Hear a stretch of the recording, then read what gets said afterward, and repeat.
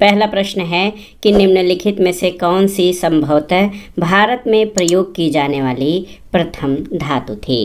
Option है लोहा, तांबा, सोना या फिर चांदी। तो सही उत्तर है भारत में प्रयोग की जाने वाली प्रथम धातु तांबा थी। ऑप्शन बी आपका सही उत्तर है। दोस्तों, भारत में धातु के प्रयोग का सबसे प्राचीन साक्ष्य पाकिस्तान के बलूचिस्तान प्रांत में स्थित मेहरगढ़ नामक स्थल से प्राप्त हुआ है। उसके बाद प्राक सैंधव संस्कृतियों में तांबे और कांसे के प्रयोग के साक्ष्य मिले हैं, लेकिन धातुओं विशेष रूप से तांबे और कांसे का पर्याप्त मात्रा में उपयोग सबसे पहले सैंधव संस्कृति के लोगों ने ही किया था। तो स्पष्ट है कि भारत में प्रयोग की जाने वाली पहली धातु संभवतः तांबा थी। अगला प्रश्न है, सिंधु घाटी सभ्यता का उद्वाचन अभी नहीं किया गया है। निम्नलिखित कारणों पर विचार कीजिए और दिए गए कोड से सही उत्तर का चयन करिए। क्यों? तो उनकी भाषा के बारे में कोई जानकारी नहीं है, सही है। अभिलेखों की छोटी लंबाई, सही है। द्विभाषा लेखों की अनुपस्थिति। तो यहाँ पर तीनों ही कथन आपके सही हैं। दोस्तों, सिंधु घाटी सभ्यता की जो लिपि है वो चित्राक्षर वाली है, जो कि यहाँ से प्राप्त मोहरों, मृदभांडों, ताम्र गुटिकाओं आदि पर मिलती है, लेकिन अभी तक इसे पढ़ा नहीं जा सका है। सिंधु घाटी सभ्यता का उद्वाचन अभी तक न हो पाने के कारणों में उनकी भाषा के बारे में कोई जानकारी उपलब्ध न होना, अभिलेखों का छोटा होना और किसी भी द्विभाषिक लेख का न मिलना शामिल है। अगला प्रश्न है, हड़प्पा सभ्यता के निम्नलिखित किस नगर में चिनाई के कार्य में तक्षित प्रस्तर का प्रयोग कच्ची ईंटों के साथ किया जाता था। हड़प्पा, मोहनजोदड़ो, लोथल या धौलावीरा। तो सही उत्तर धौलावीरा से। ऑप्शन डी आपका सही उत्तर है। दोस्तों, धौलावीरा गुजरात के कच्छ जिले में स्थित महत्वपूर्ण हड़प्पी स्थल है। इसकी खोज 1967-68 में जेपी जोशी यानी जगपति जोशी ने की थी। धौलावीरा नगर में चिनाई के कार्य में तक्षित प्रस्तर का प्रयोग कच्ची ईंटों के साथ किया जाता था और धौलावीरा से अनेक जलाशयों के त्रिस्तरीय नगर योजना के प्रमाण प्राप्त हुए हैं। धौलावीरा का जल प्रबंधन अद्वितीय था। अगला प्रश्न है, हड़प्पा सभ्यता में किसकी जानकारी नहीं थी। ढेकली, कुआं, नहर या कुएं पर पुल्ली। तो सही उत्तर कुएं पर पुल्ली की जानकारी हड़प्पा सभ्यता में नहीं थी। हड़प्पा सभ्यता कृषि पर आधारित अर्थव्यवस्था थी। यहाँ के निवासियों का मुख्य पेशा कृषि था। इसकी उर्वरता का मुख्य कारण सिंधु नदी में हर वर्ष आने वाली बाढ़ थी। ये बाढ़ जलोढ़ मिट्टी बहाकर लाती थी, जो भूमि को उर्वर बनाती थी। कृषि उपकरण पत्थर और कांसे के बने होते थे, जैसे हल, कुदाल आदि। मोहनजोदड़ो और बनवाली से मिट्टी के हल के खिलौने का प्रारूप मिला है और सिंधु घाटी सभ्यता के किसी भी पुरास्थल से नहरों से सिंचाई के प्रमाण जो हैं शोरतुघई अफगानिस्तान में मिले हैं। कृषि कार्य के लिए नदियों के जल, वर्षा के जल और कुओं का उपयोग किया जाता था। जैसे धौलावीरा से शैलकुंड जलकुंड का मिलना एक उन्नत जल प्रबंधन व्यवस्था को दर्शाता है, लेकिन कुएं पर पुल्ली के कोई प्रमाण नहीं मिले हैं। अगला प्रश्न है, निम्नलिखित में से किसकी जानकारी हड़प्पा सभ्यता काल में नहीं थी। ऑप्शन है पक्की ईंटें, दीवारों की इंग्लिश बांड प्रणाली, घोड़िया छत या वैज्ञानिक तरीके से बनाई गई मेहराब। तो सही उत्तर ऑप्शन डी हो जाएगा। वैज्ञानिक तरीके से बनाई गई मेहराब की जानकारी हड़प्पा काल में नहीं थी। हड़प्पा सभ्यता को सिंधु घाटी सभ्यता के नाम से भी जाना जाता है। सिंधु सभ्यता को प्रथम नगरीय क्रांति कहा जाता है और इस सभ्यता के नगर ग्रिड पद्धति पर आधारित थे। वे एक दूसरे को समकोण पर काटती सीधी रेखाओं की पद्धति में बने थे और ये पद्धति जाल पद्धति कहलाती थी। यहाँ नगर को दो भागों में बांटा गया था, पश्चिमी टीला दुर्ग और पूर्वी टीला आवास क्षेत्र। दुर्ग मजबूत रक्षा प्राचीरों से युक्त थे। आवासीय भवन पक्की ईंटों के बनते थे। मकान 2 मंजिला होता था। खिड़कियां गलियों की ओर खुलती थीं। दीवारें इंग्लिश बांड प्रणाली से बनाई गई थीं और छतों का स्वरूप घोड़िया प्रकार की थी।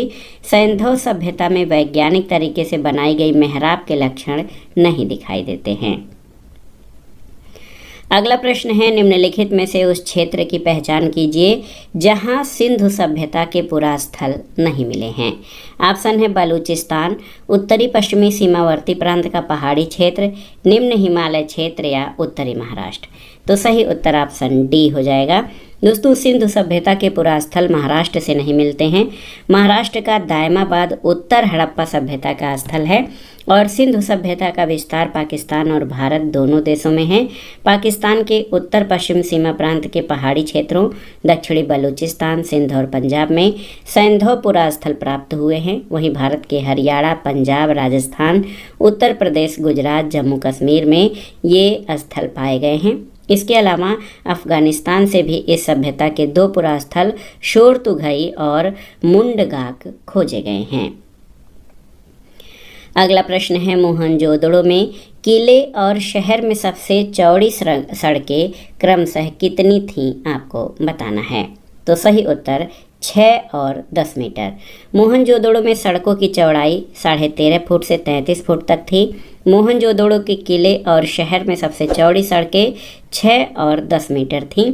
सड़कें सीधी दिशा में एक दूसरे को समकोण पर काटती थीं। अगला है मेसोपोटामिया।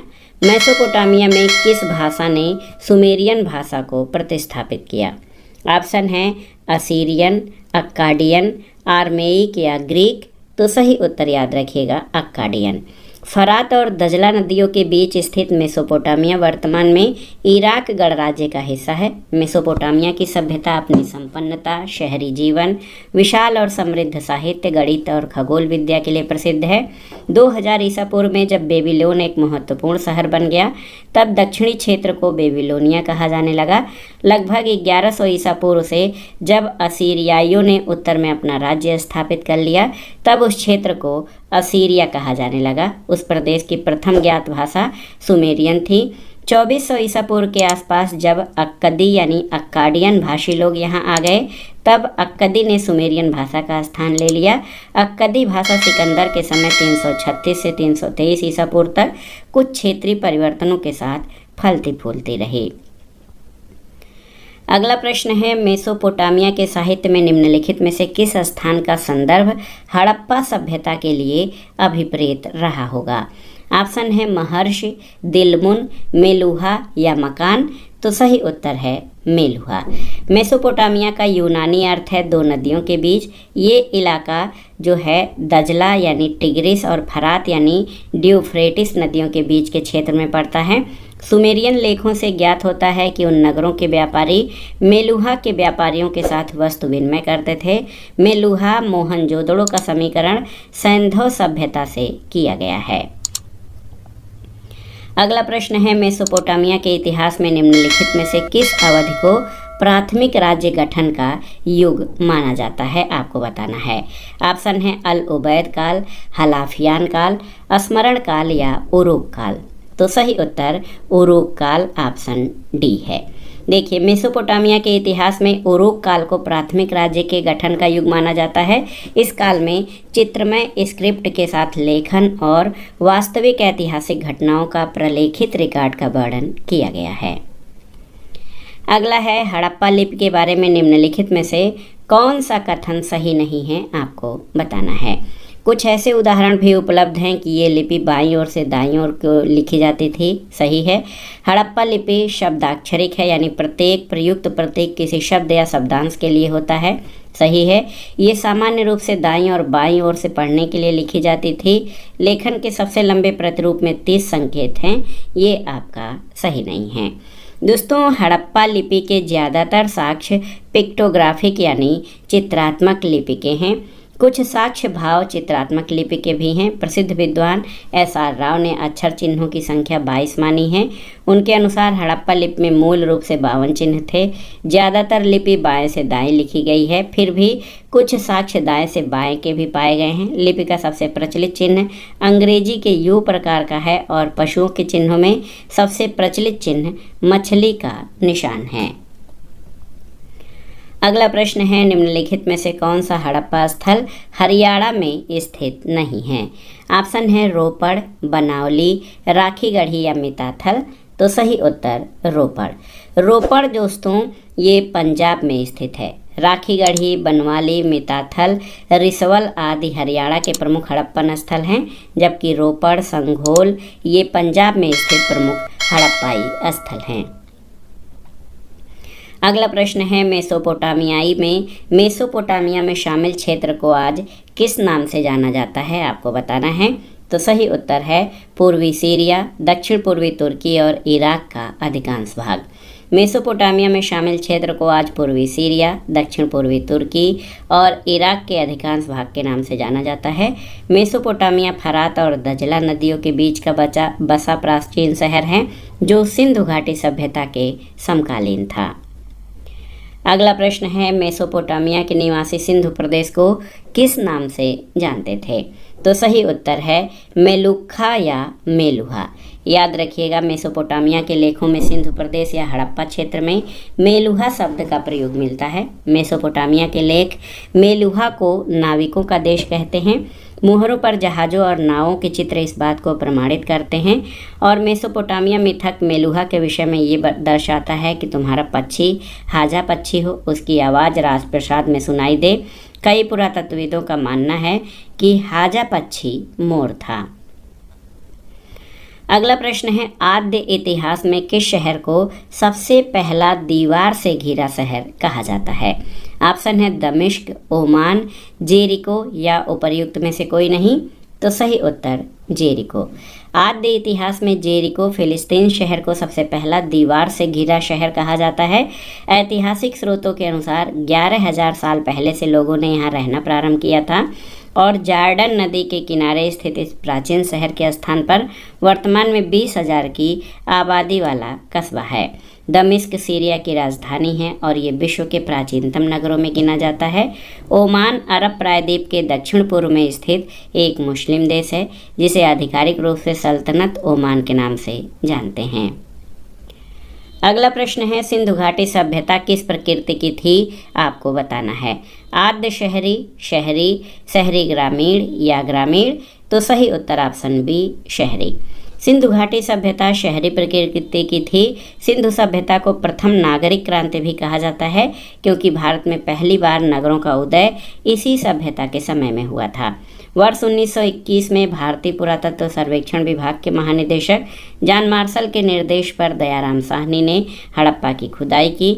सबसे पहले हड़प्पा स्थल की खोज के कारण इसे हड़प्पा सभ्यता भी कहते हैं और हड़प्पा और मोहनजोदड़ो इसके प्रमुख नगरों में से एक हैं जो अपनी नगर योजना प्रणाली के लिए जाने जाते हैं। तो याद रखिएगा, सिंधु घाटी सभ्यता शहरी या नगरीय प्रकार की सभ्यता थी। अगला है हड़प्पा संस्कृति के विध्वंस के लिए आर्य आक्रमण के सिद्धांत का प्रतिपादन किसने किया था। जॉन मार्शल, मार्टिमर व्हीलर, बीबी लाल या वी के थापर। तो सही उत्तर मार्टिमर व्हीलर ने। हड़प्पा संस्कृति के विध्वंस के लिए आर्य आक्रमण के सिद्धांत का प्रतिपादन मार्टिमर व्हीलर ने किया। गार्डन चाइल्ड, स्टुअर्ट पिगट जैसे अन्य विद्वानों ने इस सिद्धांत का समर्थन किया है। इनके अनुसार पुरातत्व संबंधी अवशेषों से ये निश्चित संकेत मिलते हैं कि मोहनजोदड़ो को लूटा गया। ऋग्वेद में उल्लिखित पुरंदर और हरयूपिया शब्दों से भी इस सिद्धांत को बल मिला। अगला प्रश्न है मिट्टी की प्राचीन कालीन 274 मुहरें किस पुरास्थल के उत्खनन से प्राप्त हुई हैं, आपको बताना है। ऑप्शन है मोहनजोदड़ो, गनेरीवाल, कायथा या बसाड़। तो सही उत्तर बसाड़। मिट्टी की प्राचीन कालीन 274 मुहरें बसाड़ जो कि प्राचीन वैशाली है वहाँ से उत्खनन में प्राप्त हुई है। इतिहास लेखन में मुहरों की भी महत्वपूर्ण उपयोगिता रही है। अगला है निम्न हड़प्पी स्थलों में से किसमें चावल की खेती के प्रमाण मिले हैं। दिए गए कोड से सही उत्तर का चयन करिए। कालीबंगा, लोथल, मोहनजोदड़ो और सुरकोतरा। तो सही उत्तर 1 और 2 यानी कालीबंगा और लोथल से। कालीबंगा राजस्थान में है, लोथल गुजरात में है। इन हड़प्पी स्थलों से चावल की खेती के प्रमाण मिले हैं, जबकि मोहनजोदड़ो जो कि सिंध प्रांत के लड़काना जिला पाकिस्तान में है वहाँ से स्नानागार, अन्नागार, पुरोहित आवास और सूती कपड़े के साक्ष्य मिले हैं। सुरकोटदा गुजरात के कच्छ जिले में घोड़े के अस्थिपंजर और साक्ष्य और कलश शवाधानों के साक्ष्य मिले हैं। तो कथन 1 और 2 सही हैं कि कालीबंगा और लोथल से चावल की खेती के प्रमाण मिले हैं। अगले प्रश्न पर आते हैं किस हड़प्पा स्थल से निकास नालियों के साथ फर्श जड़ित 12 स्नान गृह का एक सेट मिला है। हड़प्पा, कालीबंगा, लोथल या बनावली? तो सही उत्तर लोथल से। याद रखिएगा, हड़प्पा स्थल लोथल से निकास नालियों के साथ फर्श जड़ित 12 स्नान गृह का एक सेट मिला है। लोथल एक प्रमुख हड़प्पा बंदरगाह और व्यापार केंद्र था। गुजरात के खंबात की खाड़ी में साबरमती नदी की सहायक भोगवा नदी के किनारे स्थित था। इस स्थल से शंख के कार्य करने वाले दस्तकारों और ताम्रकर्मियों के कारखाने मिले हैं और इस स्थल के नगर क्षेत्र के बाहरी उत्तरी पश्चिमी किनारे पर समाधि क्षेत्र का, जहां से 20 समाधियां मिली हैं। अगला प्रश्न है, झील के किनारे स्थित प्रारंभिक कृषि स्थल कौन सा है? ऑप्शन है चिरांद, लहुरा देवा, मेहरगढ़ या महदहा। तो सही उत्तर है लहुरा देव। झील के किनारे प्रारंभिक कृषि स्थल लहुरा देव है। उत्तर प्रदेश के संत कबीर नगर जिले में स्थित लहुरा देव भारतीय उपमहाद्वीप का प्राचीनतम कृषि स्थल है। यहाँ से चावल के प्राचीनतम साक्ष्य मिले हैं। मेहरगढ़ पाकिस्तान के बलूचिस्तान प्रांत में स्थित पुरास्थल है। ये भारतीय उपमहाद्वीप में प्राचीनतम नवपाषाणिक बस्ती थी। चिराद बिहार के सारण जिले में स्थित नवपाषाणिक बस्ती है। इसे सार्वजनिक भोजन बनाने का केंद्र माना गया है। अगला प्रश्न है, किस पुरास्थल के दुर्ग में 7 अग्निकुंड प्राप्त हुए हैं? आपको बताना है। तो सही उत्तर है कालीबंगा। ऑप्शन डी आपका सही उत्तर है। कालीबंगा राजस्थान के हनुमानगढ़ में गंगानगर जिले में स्थित है। ये सैंधव सभ्यता का महत्वपूर्ण पुरास्थल है। इसकी खोज 1951 में अमलानंद घोष ने की थी। इसके पश्चिमी दिशा में दुर्ग और पूर्वी दिशा में नगर क्षेत्र था। कालीबंगा में एक एक कुएं के समेत 7 आयताकार वेदियां एक पंक्ति में मिलती हैं और निचली बस्ती के अनेक घरों में भी अग्नि वेदिका मिलती हैं। और आप जान लीजिए कि कालीबंगा से काली चूड़ियाँ, अलंकृत ईंटों का प्रमाण, जुते हुए खेत के प्रमाण, हवन कुंडों के प्रमाण, मिट्टी से बनी मोहरें और भूकंप का प्राचीनतम साक्ष्य मिलता है। अगला प्रश्न है, हड़प्पा का कौन सा स्थल भूकंप के आरंभिक साक्ष्य को दर्शाता है? आपको बताना है। तो सही उत्तर है कालीबंगा। हड़प्पा सभ्यता का कालीबंगा या राजस्थान भूकंप के आरंभिक साक्ष्य को दर्शाता है। राजस्थान के हनुमानगढ़ जिले में स्थित इस नगर की खोज 1951 ईस्वी में अमलानंद घोष ने की। ये प्राचीन सरस्वती और द्विवेदी नदियों के बीच स्थित था। कालीबंगा से प्राक सैंधव सभ्यता के साक्ष्य मिलते हैं, जिनमें जुते हुए खेत महत्वपूर्ण हैं। अन्य साक्ष्यों में अग्निकुंड तथा वेदिकाएं, बच्चे के छिद्र युक्त खोपड़ी, अलंकृत ईंट इत्यादि पाए गए हैं। अगला प्रश्न है, अग्नि पूजा के साक्ष्य हड़प्पा संस्कृति के किस स्थल से मिले हैं? तो सही उत्तर कालीबंगा हो जाएगा। लोथल और कालीबंगा के पुरास्थलों से अग्निकुंड अथवा यज्ञ वेदियों के साक्ष्य मिलते हैं। अगला प्रश्न है दोस्तों, हड़प्पन स्तर से पक्की मिट्टी का पैमाना प्रतिवेदित है कहाँ से? तो सही उत्तर आपका हो जाएगा क्या है? बहुत ही महत्वपूर्ण है कालीबंगन। ऑप्शन बी आपका सही उत्तर हो जाएगा। कालीबंगा में इंजीनियरिंग या प्रौद्योगिकी व्यवसाय से संबंधित बहुत सी वस्तुएं पाई गई हैं। इनमें कच्ची टेराकोटा, लैब पैमाना, रेत घड़ी, अस्पहुल और अन्य मापक मिले हैं। तो हड़प्पन स्तर से पक्की मिट्टी का पैमाना कालीबंगा से मिला है। अगला प्रश्न है, बार बार परीक्षाओं में पूछा जाता है कि रेखीय मापन के लिए हाथी दांत का पैमाना प्राप्त हुआ है कहाँ से? तो याद रखिएगा लोथल से। हड़प्पा सभ्यता भारत की प्राचीनतम सभ्यता थी। हड़प्पाई संदर्भ में हाथी दांत का पैमाना लोथल से मिला है और लोथल गुजरात में स्थित है। अगला प्रश्न है, निम्नलिखित हड़प्पीय स्थलों में से कहाँ से मजदूरों के मकानों के अवशेष मिले हैं? हड़प्पा से, चन्हुदड़ों से, रंगपुर या रोपड़ से? तो सही उत्तर हड़प्पा है। हड़प्पा के अवशेषों में दुर्ग, रक्षा प्राचीर, निवास गृह यानी श्रमिक वर्ग, चबूतरे और अन्नागार महत्वपूर्ण है। हड़प्पा में मोहनजोदड़ो के समान विशाल भवनों के अवशेष नहीं मिलते। नगर की रक्षा के लिए पश्चिम की ओर एक दुर्ग का निर्माण किया गया था। दुर्ग के उत्तर में स्थित 6.1 मीटर ऊंचे एक टीले की खुदाई से भवनों के अवशेष मिले हैं। इसकी 2 भिन्न पंक्तियां हैं। उत्तरी पंक्ति में 7 और दक्षिणी पंक्ति में 8 गृहों के अवशेष मिले हैं। घरों के आकार प्रकार से स्पष्ट है कि ये घर श्रमिक वर्ग के रहे होंगे। अगला प्रश्न है, किस हड़प्पाई स्थल से नाली के निर्माण में लकड़ी का प्रयोग किया गया है? बहुत ही महत्वपूर्ण प्रश्न है। तो सही उत्तर है कालीबंगा। याद रखिएगा, लकड़ी को कुरेद कर नाली बनाने का साक्ष्य केवल कालीबंगा से मिलता है। कालीबंगा से बेलनाकार तंदूर, अलंकृत ईंट, तांबे की बनी चूड़ियाँ, पत्थर के सिलबट्टे, जुते हुए खेत, मिट्टी के खिलौना गाड़ी के पहिए मिले हैं। अगला प्रश्न है, एक मुद्रा पर एक व्यक्ति बाघ से लड़ता हुआ अंकित है। ये किस हड़प्पन स्थल से प्राप्त हुआ है? ऑप्शन है मोहनजोदड़ो, राखीगढ़ी, कालीबंगन या बनावली। तो सही उत्तर मोहनजोदड़ो, ऑप्शन ए।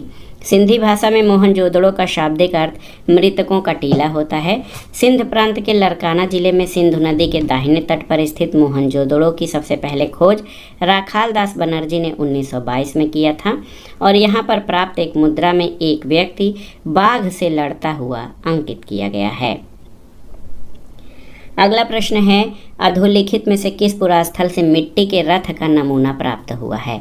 तो मिट्टी के रथ का नमूना राखीगढ़ी से प्राप्त हुआ है। राखीगढ़ी नामक पुरास्थल हरियाणा के हिसार जिले में स्थित है। ये हड़प्पा सभ्यता से संबंधित प्राचीन स्थल है। यहाँ से मिट्टी के रथ का नमूना मिला है। अगला प्रश्न है, समाधियच का संबंध हड़प्पा संस्कृति के किस स्थल से है? आपको बताना है। हड़प्पा, कालीबंगा, रोपड़ या पिराक? तो सही उत्तर हड़प्पा से। हड़प्पा के सामान्य आवास क्षेत्र के दक्षिण में एक कब्रिस्तान प्राप्त हुआ था जिसे समाधि R37 नाम दिया गया। 1934 के उत्खनन कार्य के दौरान एक अन्य समाधि मिली जिसे समाधि H का नाम दिया गया था। अगला प्रश्न एक कथन है कि ताम्र निधियाँ आर्यों की कर्तृत्व हैं। ये कथन किसका है? बहुत ही महत्वपूर्ण प्रश्न है। तो सही उत्तर है H. गेल्डर्न। H. गेल्डर्न के अनुसार ताम्र निधियाँ आर्यों के कर्तृत्व हैं। भारतीय समाज में आर्यों द्वारा किए गए कार्यों या परंपरा का आज भी साक्ष्य प्राप्त होता है। इसी क्रम में आर्यों ने जिन वस्तुओं का प्रयोग अपने जीवन को सुखी बनाने के लिए किया, आज भी समाज में उस परंपरा को देखा जाता है। आर्यों द्वारा अध्यात्म की व्यवस्था आज भी पूर्णतः प्रचलित है। अगला प्रश्न है, हड़प्पा संस्कृति के किस स्थल से मध्यनगर का प्रमाण मिलता है? बहुत ही महत्वपूर्ण प्रश्न है। कालीबंगा, राखीगढ़ी, सुतकांगेडोर या बनावली? तो सही उत्तर कालीबंगा से। बहुत ही महत्वपूर्ण प्रश्न है, आप देख सकते हैं दोस्तों। आप देखिए, हड़प्पा संस्कृति के कालीबंगा पुरास्थल के मध्य एक छोटे नगर का प्रमाण मिला है। यहाँ एक दुर्ग मिला है। कालीबंगा राजस्थान के हनुमानगढ़ जिले में स्थित पुरास्थल है। अगला प्रश्न है कि सिंधु सभ्यता के लोगों के लिए डील वाला पशु जो है डील वाला बैल था। तो ये एक पवित्र पशु था। ऑप्शन सी आपका सही उत्तर है, याद रखिएगा। दोस्तों, सिंधु सभ्यता के विषय में जो साक्ष्य है उनका पूर्णतः अभाव है। केवल पुरातात्विक साक्ष्यों के आधार पर इसका अनुमान लगाया जा सकता है। सिंधु सभ्यता के अनेक पुरास्थलों से प्राप्त मुहरों, मुद्रांकनों, ताम्रपट्टों आदि पर डील वाला बैल अंकित है। इसी आधार पर विद्वानों ने निष्कर्ष निकाला है कि सिंधु सभ्यता के लोगों के लिए ये एक पवित्र पशु था। मार्शल के अनुसार पशुओं की पूजा शक्ति के प्रतीक के रूप में होती थी। मोहनजोदड़ो से प्राप्त एक ताबीज पर एक नाग को चबूतरे पर लेटा हुआ दिखाया गया है। अर्नेस्ट मैके का अनुमान है कि चबूतरों पर नागों को दूध पिलाया जाता रहा होगा और मोहनजोदड़ो और हड़प्पा से कोबड़ वाले बैल की आकृति वाली अनेक मुहरें प्राप्त हुई हैं। अगला प्रश्न है, पूर्ण विकसित हड़प्पा सभ्यता लगभग कितनी शताब्दियों तक जीवित रही? 4, 5, 7 या 3? तो सही उत्तर है 7। देखिए, भारतीय पुरातत्व सर्वेक्षण विभाग ने उल्लेख किया है कि हड़प्पा सभ्यता की संस्कृतियों को आमतौर पर प्रारंभिक 3300 से 2600 ईसा पूर्व, पूर्ण विकसित 2600 से 1900 ईसा पूर्व और परवर्ती 1900 से 1700 ईसा पूर्व के काल में विभाजित किया जाता है। तो स्पष्ट है कि पूर्ण विकसित हड़प्पा सभ्यता लगभग 7 शताब्दियों तक जीवित रही। तो दोस्तों, ये था आज का वीडियो, प्राचीन भारत के इतिहास के अंतर्गत सिंधु सभ्यता से संबंधित महत्वपूर्ण प्रश्नों का भाग 1।